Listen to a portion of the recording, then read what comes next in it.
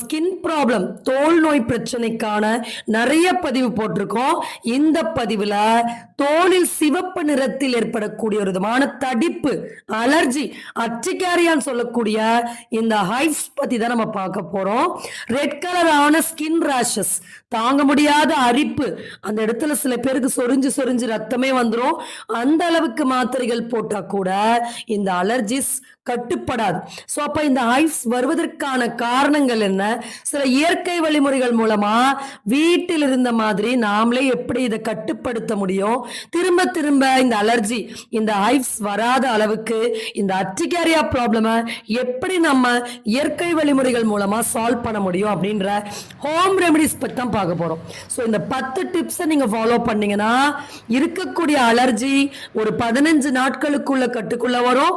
திரும்ப திரும்ப திரும்ப திரும்ப வராம மருந்துகள் அதிகம் எடுக்க